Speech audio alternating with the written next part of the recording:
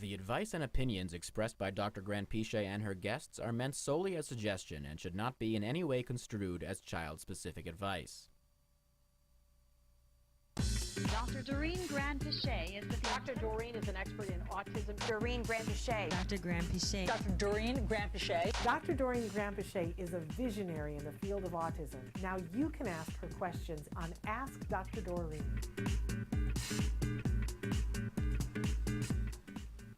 Good morning and welcome to Ask Dr. Doreen. I'm Shannon Penrod and look who I'm here with. Good morning, Dr. Grant-Pichet. Good morning, Shannon. How are you? Good morning, everyone. I'm so glad to be here with you, and I want to say hi to everybody who is watching us live.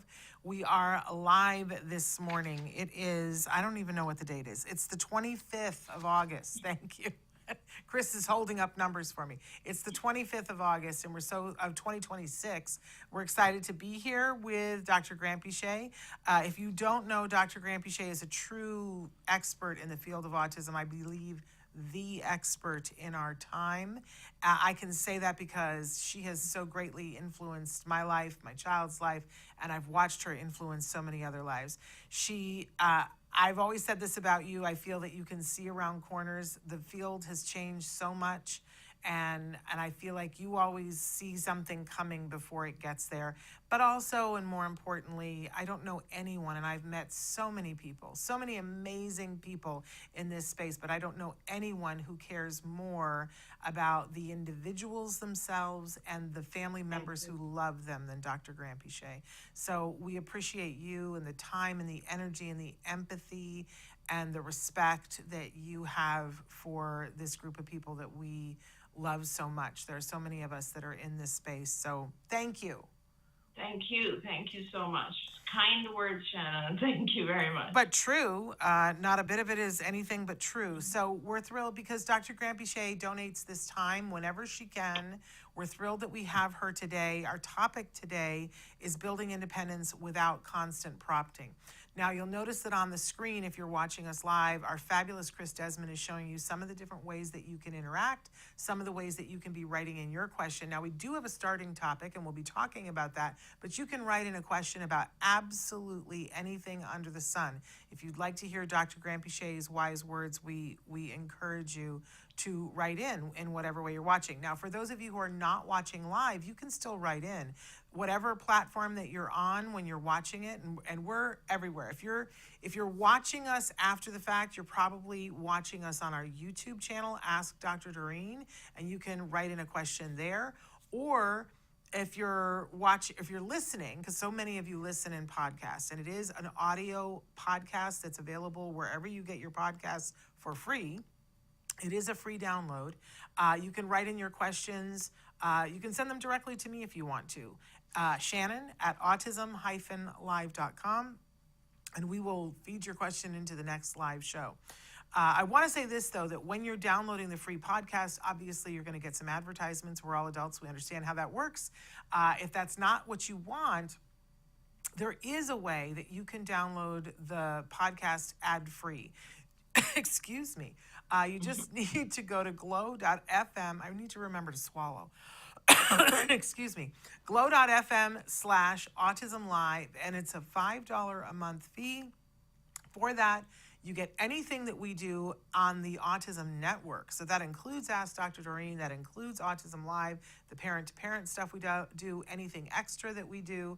It downloads directly to your inbox, and you can get them whenever you want, and they're totally ad-free. It's $5 a month for everything that we do ad-free. So check that out if that applies to you. Otherwise, enjoy the free podcast with the commercials. All right, I was rushing through it because I want to get to something really important before we get to this, and that's the All Ghouls Gala, which is coming up on Halloween, on actual Halloween. This is the first time that we have ever done the fundraiser on actual Halloween. I am so excited, but a little trepidatious. It's such a great party, and I'm just interested to see what it does to it to be on actual Halloween. I think this is going to add an interesting element to it. Do you not agree?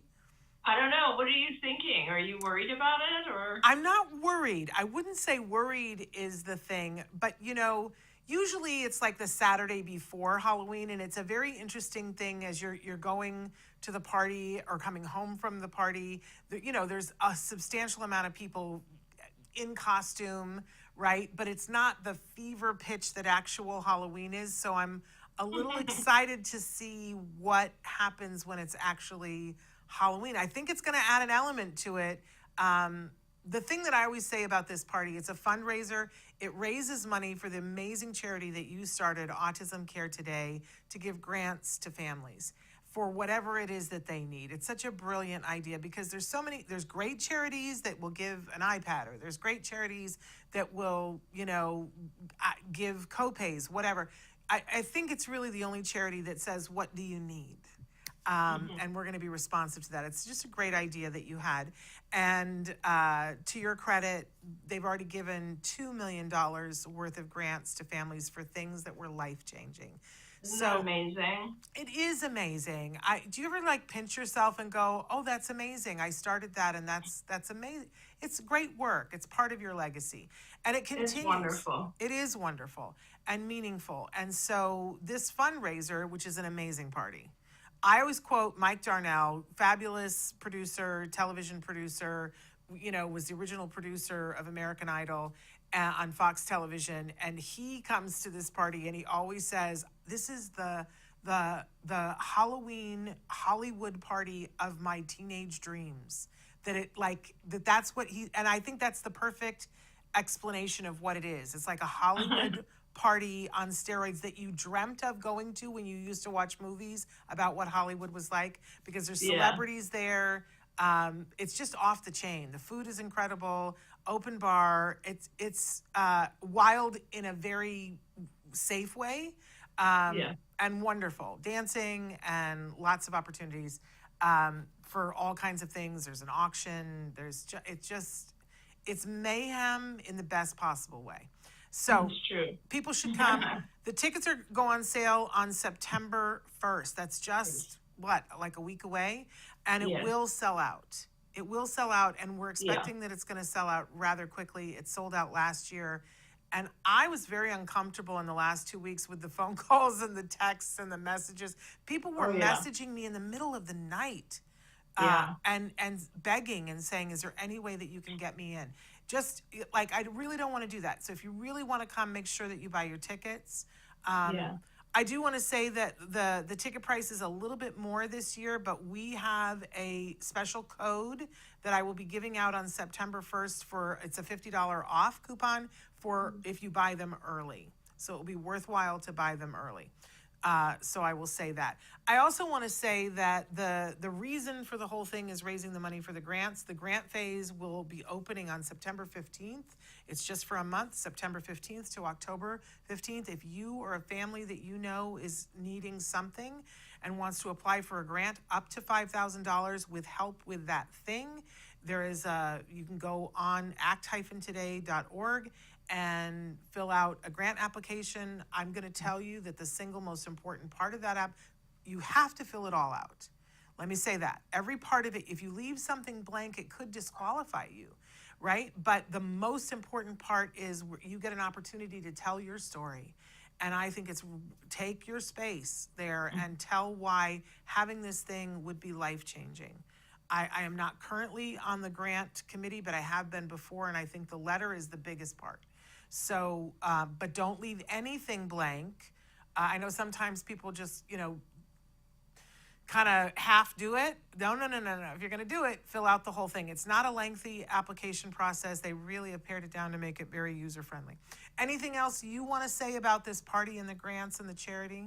No, we look forward to seeing everyone there. And it is our biggest fundraiser for the charity, so it's pretty important. It's a good time. You should definitely come there. Okay, so we've talked about that. Now our topic today, as I mentioned, is building independence without constant prompting. I see this as one of the biggest stumbling blocks for anyone who loves somebody on the spectrum and is wanting for them to go to make progress, is knowing when to prompt, how to fade prompting seems to be the hardest thing for caregivers. I certainly have been in that boat myself. And I don't know, like, I don't even know where to send people for the definitive. Like, I know to send them to IBT, the Institute for Behavioral Training, to take a small course on prompting. But I wish there was like an infograph that like explained it, so that people could get it and then relearn it over and over and over. Because I definitely know people who over prompt, and I think I have been really, really guilty of that. But I also know people who don't know how to prompt at all, and parents who will say, well, but they're not doing it, and I don't know why they're not doing it, and not realizing that prompting is a great way to get someone to do something. Do you see this too, or is it just me?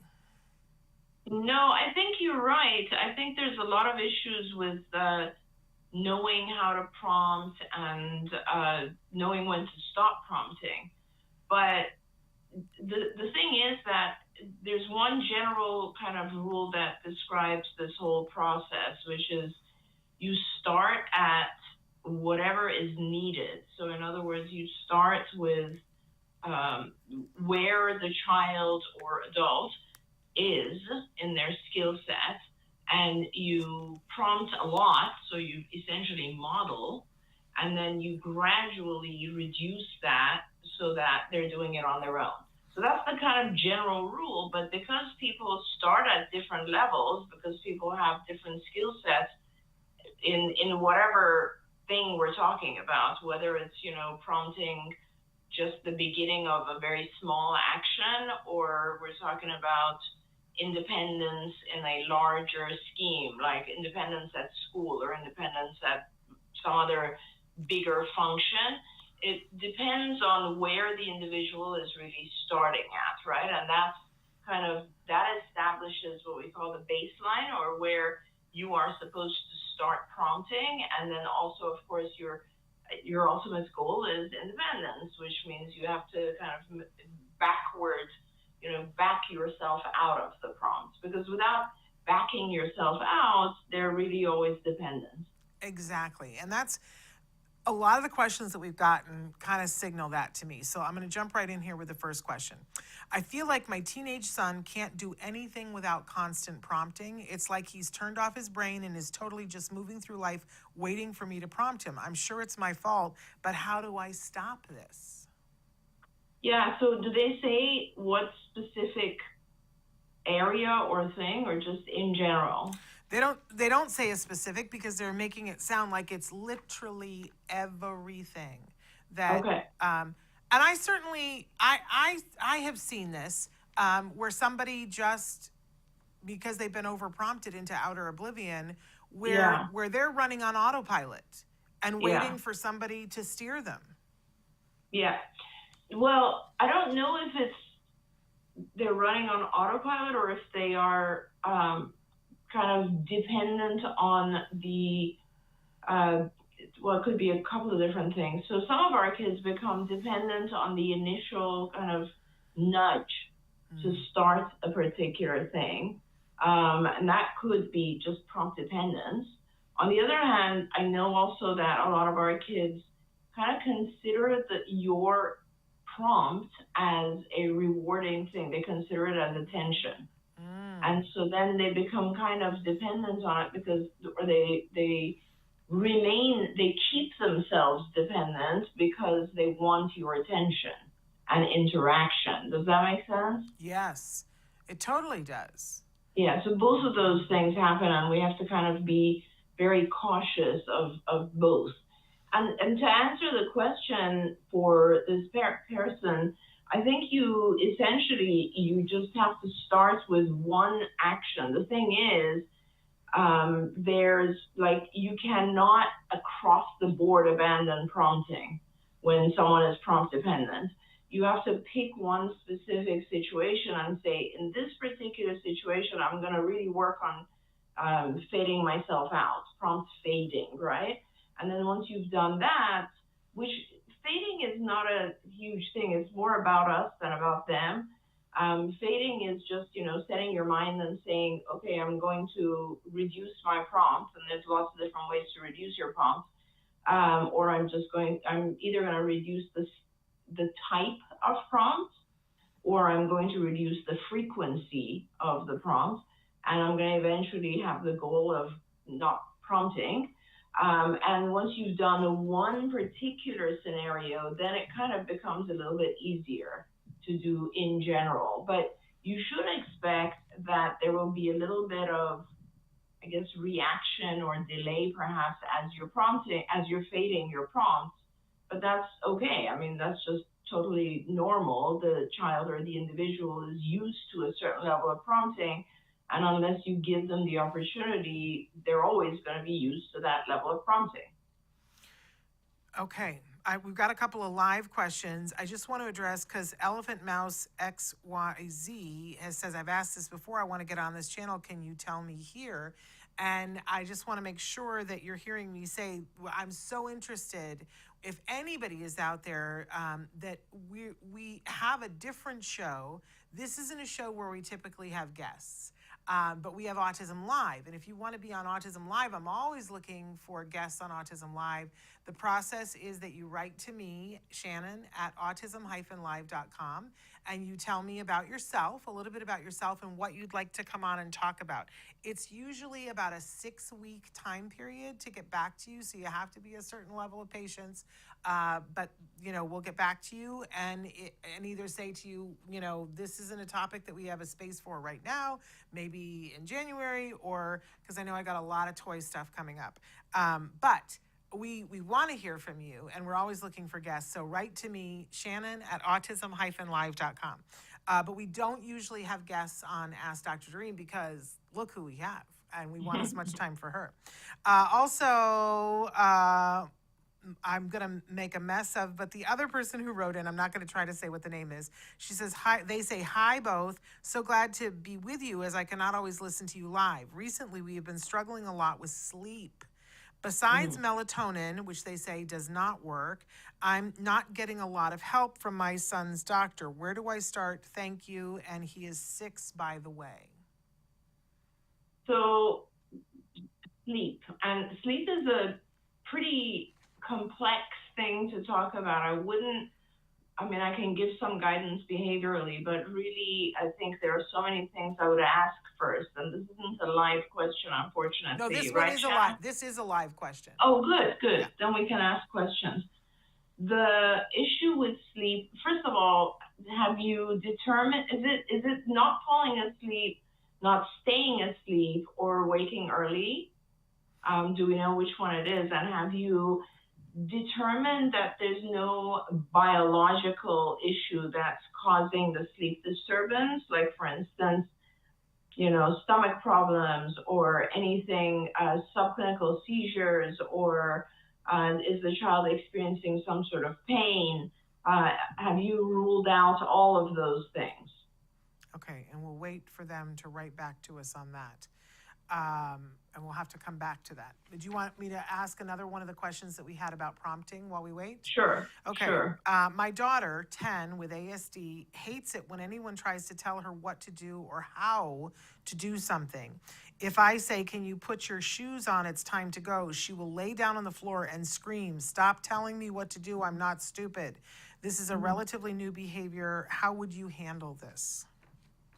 I guess the question really is, how do you handle this? Because a lot of times behaviors like that happen when we either attend to it or give in to it. So depending on if your child is, you give them an instruction and they have a tantrum or something, I need to know what else is happening. Are you then backing off? Are you then assisting them? Or what are you doing that is potentially maintaining that behavior? It always really is about identifying all the things that are going on in the scenario, kind of in the environment. And that, I think, is key to why she could potentially be maintaining that behavior. I don't know if I explained that well enough, Shannon. No, I think that you did. I think one of the things that I hear you and so many other people at CARD saying is that all behavior is communication. And I think we forget that sometimes. We are so concentrated on the fact that the behavior is making us uncomfortable or it's preventing us getting out the door or whatever, that sometimes it's so ironic that I hear parents saying all the time, I just wish my child could talk to me. I wish my child could tell me what's going on. I wish my child, but sometimes we, and I include myself in this as the star of this, miss what is being said and what it means. But this question made me think about the fact that I have young people in my family that when they were even younger, there was one of them who would describe and say when somebody would tell them, when they're about to do something and somebody would tell them to do it, that she said it felt like nails in her head. All right, what a description. And I always think about that because, when you're about to do something and somebody tells you to do it, it's an unpleasant feeling, right? Yeah. And what I'm hearing is this person say, don't tell me what to do, I'm not stupid. That feels like they're communicating that feeling. Now, it might be that I'm putting that on it because of this family member saying that to me. I don't know. But if I was about to put on my shoes and somebody told me to put on my shoes, I would want to throw my shoes at them. It depends, right, Shannon? Like, there's so many factors that are in there. You're right. It could be just annoying that if someone is kind of telling you something that you already know how to do, but it could also be that this has now become some sort of a communication or interaction or a game to the child. Yeah. It could be that the child's already frustrated with something else and they're kind of taking it out on you. Like, we just need to know a little bit about the circumstances, okay. Right? All right. Well, this one isn't a live one, so we'll ask them for more information. But the one that is live wrote back and said, waking up in the middle of the night and stay awake for 2 to 3 hours. He never complains about pain. Okay. So he wakes up for 2 to 3 hours. So first of all, I think, and I know it's always hard when I say this, but it would be really ideal if a parent could get a neurological, like a sleep EEG. And a lot of universities, if you're close to a university, a lot of universities have sleep clinics, universities that have hospitals. So sleep clinic, they will basically look at your child's brain waves while sleeping. And the reason that's important is that sometimes our kids are having subclinical seizures. That means their brain has some abnormal activity, but it's not strong enough for us to actually see a physical seizure. So it is important to rule those things out. But that aside, so at some point you need to do that for sure, and that's important. So let's put that aside and let's assume it's not that and that it's something else. So then my next go-to is environmental. Sometimes our kids will hear things that we don't even hear, like the neighbor's sprinklers going off or something that makes the child wake up. And once they're awake, we'll talk about that in a minute too. So first of all, let's make sure that the environment is completely quiet. There's nothing going on in the house around that time that could potentially, like, really attend to it. Pay attention and see if you can hear some noise or some other stimulus in the environment that's waking your child up. That's the antecedents. Let's put that aside. Now, in terms of the consequence, what happens when your child wakes up? Do you go in and reward somehow? Do you take your child, let's say, a glass of milk? Do you do something else that, especially food? Food is one of those things that then becomes very reinforcing, and our body gets conditioned to waking up on a schedule to try to get that. So what happens? What do you do when your child wakes up? Yeah, we would love to, and if you can, write us back and tell us that. Because I remember my son's pediatrician very early on saying to me, because Jem would wake up in the middle of the night as a baby, which is common. right? Babies wake up in the middle of the night and usually they're hungry, but he would say to me, make sure you don't turn it into a party. He was like, keep the lights dim. This is not the time when you're talking and singing to the baby because we want him to go back to sleep so that you can get sleep. And I always think about that when you say this because it was my instinct as a mother of, okay, we're up. This is bonding time. This is, but then that becomes a behavior. We're going to be up forever. And he's going to wake up every night in the middle of the night. And we can continue that on well past the baby phase. Because if it's wonderful and the lights are on and I've got mom or dad's sole attention and I'm being rocked and read to, why wouldn't I wake up in the middle of the night? Exactly. Wake up for the party. It's very rewarding, and we try to do it as parents because we think it's soothing. Yeah. But it's very rewarding. Yeah. And your body just gets used to it. It's not even a conscious thing. The child just reacts physiologically to getting up. Okay. I'm going to wait for that parent to write in more, and I'm going to go on to I love these questions. My husband and I are having an argument about how much we need to prompt our 7-year-old. He, the husband, stands over him and narrates everything that my child does to get ready in the morning. Instead, I ask him what comes next. So dad's standing there and narrating the whole thing, and mom is letting him do something and then say what comes next. That's a very good question. That's a perfect question because, is there more to it? Yeah, she says there is a visual schedule. I feel like my husband is having a hard time changing tactics as our son grows. He's treating him like he's still 3. He says, I'm not doing what I'm supposed to. I kind of want to throttle him. Ideas. I love the honesty, you guys. I love the honesty. Well, I love it, and I love how both parents are involved. Like, this is not a typical problem. It's unusual to have 2 drivers in the family, but it's good. It's great. So you essentially, there are different, if you put those behaviors next to each other, so we're talking about full prompting, which is essentially saying every step of the way, then we go gradually down to, let's say, the way you're doing it, which is a different way of prompting, but it's essentially asking questions. And then there's also a visual, which is on the wall, I assume, of the steps. So you look at all of those options and you put them in a hierarchy in an order of what is the easiest for your son to do and what is the hardest. And obviously the hardest is for him to do all of it by himself without a visual. I would say one step before that is neither one of you verbally prompting, but the visual, just being present for the child. And then one step before that is perhaps the way you do it, which is asking questions of him. And then one step before that is perhaps the way your husband does it, which is fully prompting every step. Now, the question, so, you want to gradually go from where your husband is to the end, which is your child doing it by himself. But the key question is, how is your child doing? Does he get it correct the way you're doing it, or does he get it incorrect and then you have to prompt more?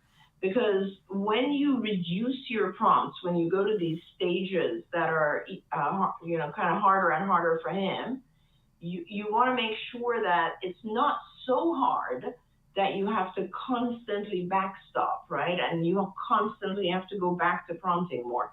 That's why it's very important to gradually fade to these harder and harder steps. Is he doing really well with your husband, but making a lot of mistakes with you? If not, if yes, then go back to the way your husband is doing it and fade back again. If he's doing great with you, then you are a step ahead. And the most important thing I can say here is the consistency between the two of you. You cannot be doing 2 different things. You're now teaching your son to have to deal with 2 different sets of instructions. And there's no reason for that. So the 2 of you should really have a discussion, get on the same page, and prompt it, very, very consistently. And both of you kind of agree that the goal is to get to a point where you don't have to prompt at all. You don't have to be present at all. I love that. That's great advice. So we're going back to the sleep question. I know it's a little disjointed, Okay. but the question was, what happens in the middle of the night? So they've written back and say he stays in bed. Actually, I would hear him going to the toilet. He sleeps in his bed independently and never comes to us. We've actually put a watch on him to track his sleep, and we did not know how long he would stay awake. So very interesting details there. Yeah. So he's staying in bed, and what is he doing in bed? I know that this keeps going back and forth. It's very possible for him to be rewarding himself. For example, is he picking up a toy when he's in bed? Is he playing? Is he reading a book? What is he doing exactly? Also, since this is live, could you tell us how old he is too? That would be kind of important He's to know. 6. She told us before, he's 6 years old. He's 6. He's Okay, 6. got it. Yes. Yeah, so let's find out what's going on. And this is for a period of 2 hours. And how do you guys know that he's awake? On the watch. They're Well, watches are not that accurate. And they don't tell you always wake cycles. So I wouldn't depend on the watch predominantly. I have a multitude of these tracking tools, including, an Apple Watch. My bed actually even monitors movement and sleep itself. Like, I have a lot of these different tracking tools, and they're not accurate, and they don't match each other either. I have an Aura ring, all these different things. So I wouldn't depend on that alone. I would maybe set up a monitor just to see a little bit more detail of exactly what's going on. Okay, so they've written in several different things. They say, I would hear him turning in his bed. I'm desperate because he will tell me in the morning I could not sleep. She says, she says she can hear him mumbling that maybe it's a kind of stimming verbally. They say, I don't know if it's a he or she, they say, I can hear him go to the toilet and I am awake then. So that wakes them up, the fact that he's gone to the toilet. I sort of love that he's gotten up and gone to the toilet because we have a lot of kids that wet the bed. But if that's then keeping him up for a couple of hours. Let's make sure about that. So we're not sure about that because we all turn, and we turn like 100 times in bed during the night. No one is still.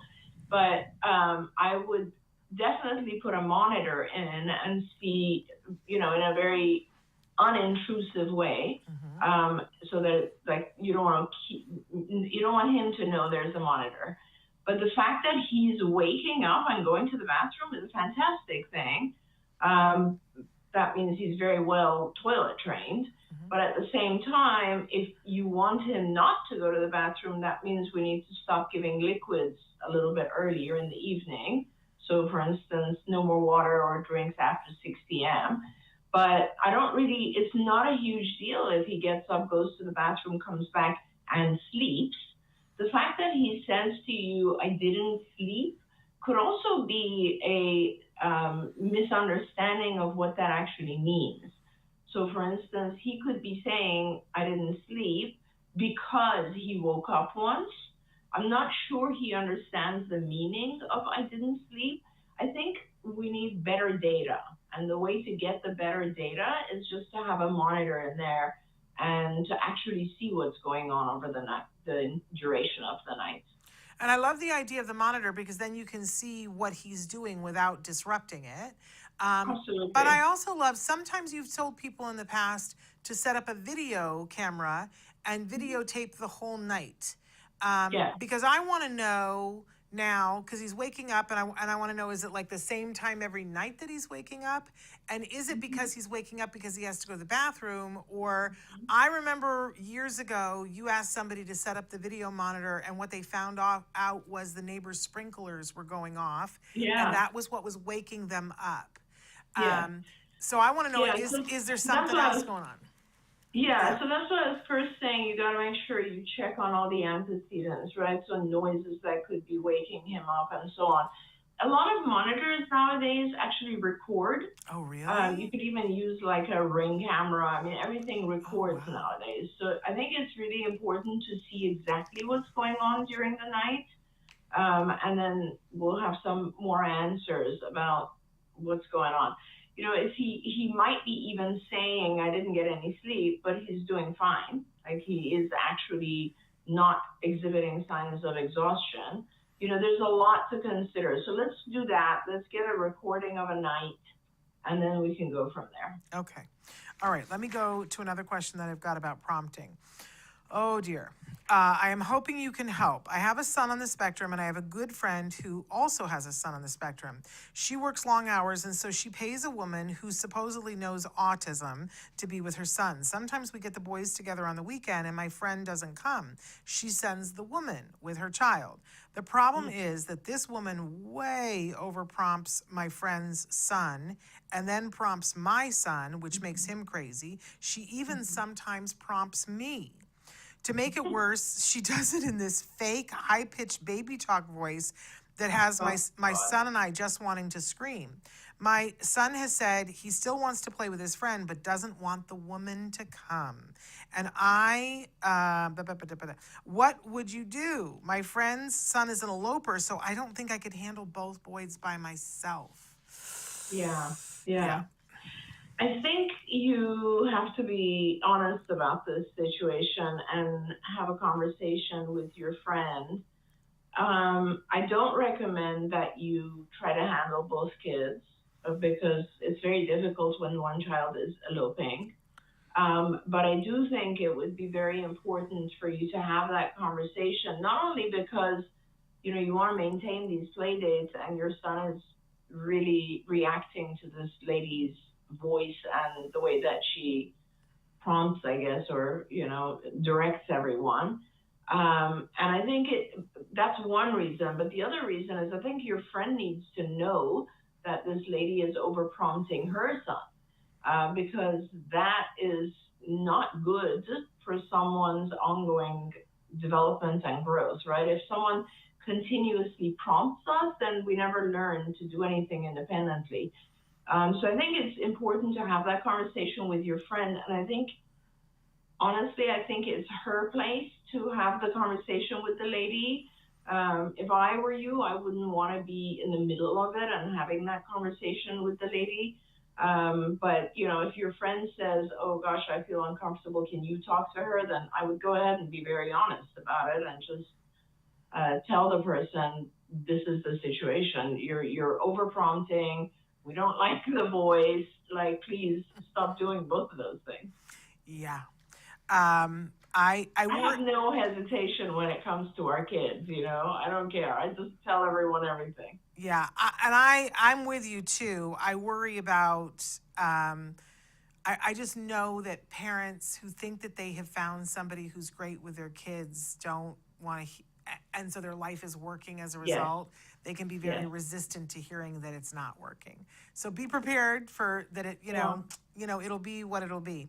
I wanted the parent that was talking about the sleep wrote back and said, we shared the same room during 3 weeks. We just came back from vacation, and the issue is the same at home. So maybe that rules out that there's a sprinkler because they were doing it on vacation and they were in the same room. Right. And there's the mumbling. I'll be honest, my question now is the child exhibiting symptoms of being tired during the day? Yeah, that's what I said too. I mean, maybe the child's not exhausted at all. Yeah. And which would also tell us more. I do think, though, that, like, you know, I think from a few of the comments, I feel like mom is basing, or dad is basing their concerns on things like he's tossing and turning. And that doesn't mean that he's awake. Mumbling also, you know, there's a lot of people that talk in their sleep or mumble in their sleep, and they're completely asleep when they do that. So I really wouldn't worry about that either. I think it is important to videotape the entire session to have some clarity on exactly what's going on. Yeah, absolutely. Okay, so I I want to go back to talking about the prompting a little bit, and anybody can ask any question. We still have like 15 minutes, you guys. So one of the things that I've really been noticing lately is the expectation that because somebody is a certain age, well, they should know this by now. Whether it's the child is 8 or 48. Yeah. This expectation of, okay, well, this person should know to do this, because sometimes when I'm talking with a parent, or I'm talking with a professional is talking about an issue with a parent or with a child, the issue comes up that something's not happening.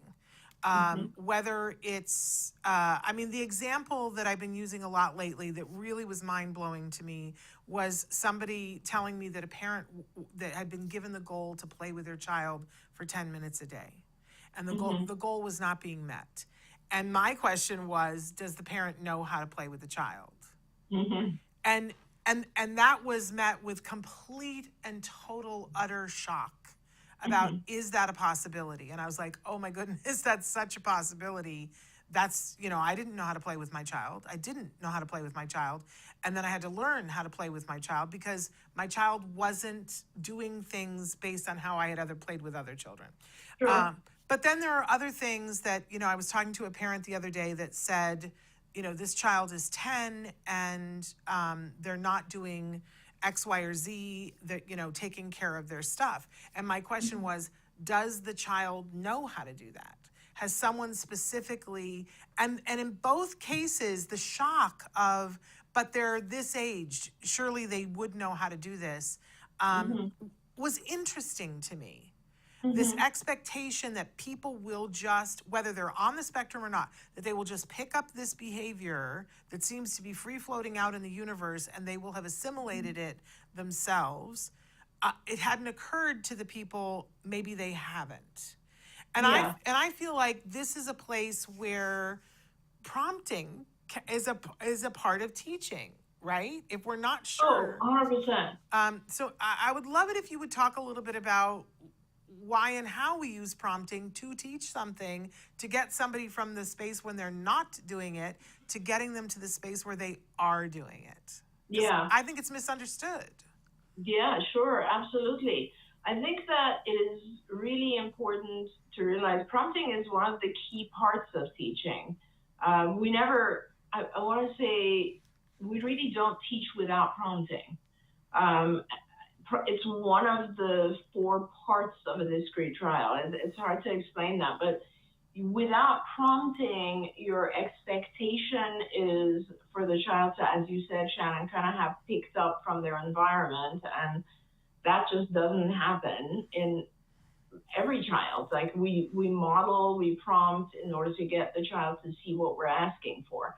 So whenever there's any kind of new behavior that we expect of the child, it always starts with a very high amount of prompting, because we want to make sure that the child is actually getting the instruction and responding correctly. So because you want the entire experience to be positive, you want the child to have more correct responses than incorrect. So that's very important, because let's say I tell a child, clap your hands. And the child has absolutely no idea what that means. They're going to be incorrect. And so that means I don't have an opportunity to give them a reinforcer. So in ABA in general, we want to do everything we can to give the child more opportunities to be correct to receive a reinforcer, a reward. Because the whole concept is how, kids will learn very rapidly if it's rewarding. So you want every opportunity to reward to happen. So if I say clap your hands and the child doesn't have any idea, then they're not going to clap their hands and they're not going to get a reward. But if I say clap, or if I make it even easier and say do this, then the child is very likely going to do that and get a reward. If the child doesn't imitate, then I can actually take the child's hands and clap with the child's hands, which is one level higher prompt. This is an imitation prompt. That's actually a hand over hand, like it's a full physical prompt. And it's totally fine. You can start with that. But when you start with a very, very high level of prompt, you gradually want to reduce those so that the child independently does this action when they hear clap. So, there's lots of different ways to fade out. There's lots of different types of prompts, first of all. There's lots of different ways to fade out prompts, but making sure that you prompt is part of the deal, because otherwise the child is not really knowing what the expectation is. The other thing I want to say about that question, or the thing you were talking about, Shannon, is a lot of times we just have these expectations based on age, and they're not good. So kids learn at different, paces. They have different paces of learning different skills. Even when you look at very, very young children, you'll have one child who develops language before they develop motor skills, and you have another child who's exactly the opposite. They're running around, but they can't say a word yet. So every human being develops skills at a different type of pace. So saying, oh, he's already 10 and can't do that, doesn't have that much meaning when you think about the fact that why are we expecting these specific skills at age 10? Do you know what I mean? Like, I remember when I had my first child, and I was like religiously tied to that book, What to Expect When You're Expecting. Yes. And I remember, like, every month I was like, why is she not doing this? Why is she not doing that? And the bottom line is kids kind of, human development is on a scale. It's not always the same for every individual. It's quite different. So we have to be wary of that as well. Absolutely. Our dear beloved Mike Hipple has written in today. So for those of you who don't know Mike is an amazing advocate that Mike himself uses AAC devices and has been an advocate to make sure that people have access to AAC devices, and really is a mover and shaker in terms of that. Mike has written in and said, funny that this is the topic today. Lately, parents are arguing with me on Facebook on the use of spell, which I don't know if you're familiar with this kind of communication. It's like FC, functional communication. And he says, I have been telling them that this is bad and it isn't communicating, but they always come after me saying that I don't know anything about AAC. This is a young man who that's how he communicates with an AAC device. What should I do? I don't want to stop supporting families, but it's coming to the point that I got hurt. What should I do? So I'm not sure I followed that. So Mike is saying that families who are spellers are saying that this is not communication? No, Mike has been saying to them that this is not communication, that Mike's feeling is that, and there's a whole controversy around spellers, yes. And functional communication. And I think maybe, you're a person who can address that. But Mike's position is that this is not actual communication. Okay. And parents are writing back and saying, Mike, you don't know anything about AAC, which I got you. Yeah. Are we talking about, when you say FC, are we talking about facilitated communication or functional? No, I said functional, facilitated communication. Facilitated communication. Okay, so let's talk about some of those things. So facilitated communication is a little different from spellers, and I want to talk about both. Facilitated communication was something that was very, popular. Gosh, I'm trying to think when it was, like 20 years ago, maybe even 30 years ago. I actually went to classes to try to get the training for it, and that's where I realized, this is not real. What it was an individual would hold your hand, and I am the autistic individual, and someone who's a facilitator would hold my hand and then press keys to indicate what I'm saying, like my communication. It became apparent that this is not real, when a bunch of studies were done where their headphones were placed on the facilitator and the child or the individual who was being facilitated, and different questions were asked. And in the majority of those scenarios, the answers to the questions were questions that the facilitator heard.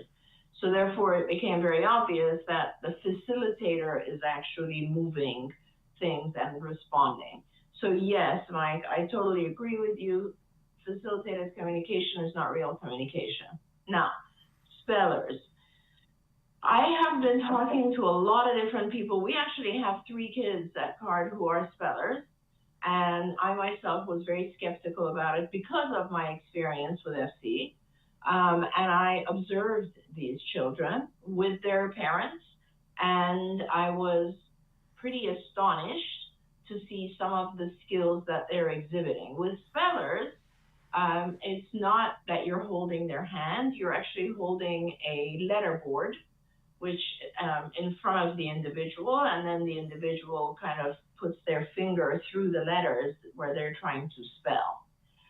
To me, it was unclear whether the letterboard was being moved in order for the individual to spell the right thing, or whether the movement didn't really occur and the individual was spelling themselves. So to me, it was unclear. And because the person holding the letterboard doesn't touch the child, it's not like you're holding their hand, it is a little bit different. So the real answer is, because I've learned over the years, Mike, to be open to everything in autism and just to learn, I have told all the folks who are into, not just into spelling, but like the key people who developed this concept, that they should do research. And there needs to be research, and it's a very simple, I've even said I would help with the design. I would help find you individuals who should be participants. And unfortunately, the research hasn't really been done. I don't know if it's a matter of funding. I'm not sure what the issues are, but until the research gets done, it is a big question mark. Now, let's put that aside for a minute, and typing on an AAC device is absolute communication, as you know, and it is a completely different thing because it's 100% legitimate. So if I were you, and in this circumstance, feeling a little bit upset, hurt, that they're kind of being a little insulting, I think I would very plainly say, I've been using an AAC device for years. I'm a master at using AAC devices without emotion behind it, just the factual statement. Put that aside and say, you know, there hasn't been any research on spellers. I'm happy to believe what you guys are doing, but I think the research has to come first. And the research is really important. It's not just because, oh, great, you need to prove it to me. It's because when things aren't scientifically supported, they can hurt people. A lot of people will go and pay money and try to do spelling or something that doesn't have research behind it, and they're not only wasting their time and money, but they're not doing something else that might be more effective. So research is important for a lot of different reasons. All of that said, though, Mike, you know how it is that, you know, that parents are always trying to find something that will help their child. So I know you're trying to help them see, but we're not always open to seeing things from a different perspective. And I think that's what's really important here, is that you should maybe try to see their perspective, which is maybe they have hope using spelling, and they should try to see your perspective, which is, I think your perspective is closer to mine, which is, gosh, I really don't want you to waste your time doing something that might not be real. And I think you leave it at that, and they have to decide based on their own experiences. I think that's incredible advice, and I'm sending you a hug, Mike. It's hard. All of it is hard. I think, it's in no way the same thing. And I want to say that because you're the 100%. person with the AAC device, but I know that I will have parents come up to me and, for instance, tell me the virtues of floor time. And that was not my experience. My experience of floor time was that it was trauma inducing for my child. And no one can convince me of the fact that it wasn't, because that's what my experience was, and so anybody wasting their time telling me how amazing floor time is literally wasting their time. And I know that it's that way sometimes when I'm talking to somebody about good quality ABA and they've had a negative experience. And I've learned over the years that it's not my job to convince them, because they've already had an experience. I can be sad for them that they're missing out on a whole other thing that is different than what they experienced, and their child is missing out on that.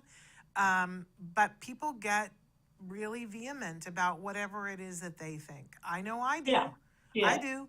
So, I love this advice for you from Dr. Grant Pichet that, you got to know who you are.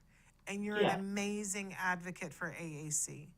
And if people can't see that early into the conversation, then, that's very sad. But I would hope that you would know that about yourself and not allow what they think to hurt you. That would be so sad. Absolutely. Yeah. But Shannon, it's actually very interesting, and I see we have a couple more minutes. It's really interesting that we're talking about it today in the show, where we're talking about prompting and prompt fading, because if you look at things like even facilitated communication or spelling or whatever, it is really, in order to become independent at using a communication board or an audio device or anything else that involves keyboarding for communication, in order to get to independence, you do need to fade all those prompts. And Mike is absolutely right in that while there is someone either holding your hand or holding the letterboard, it is not complete independence in communication. And I think that's the point he's trying to make. Yeah. And so important that we listen, that we all listen, right? Because here's Mike in this space using an AAC device. I love social media, and I love that we can have conversations with people that we couldn't have before. But, sometimes we have people saying things. The fact that somebody is telling you that you don't know about AAC device, and here you are, the person who could tell them what it's like, it's disappointing, to say the least.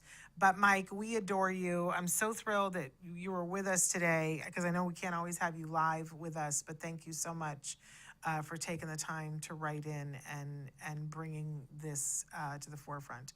I also want to thank you, Dr. Grant Pichet, for taking the time to be with us, because I always learn things, and I know that you guys always learn as well. It's just such a wonderful, it's a privilege to have a front seat. Thank you so much, Shannon. I do too. I always learn from our show, both from you and from our viewers. Yeah, you guys are amazing, and we appreciate you.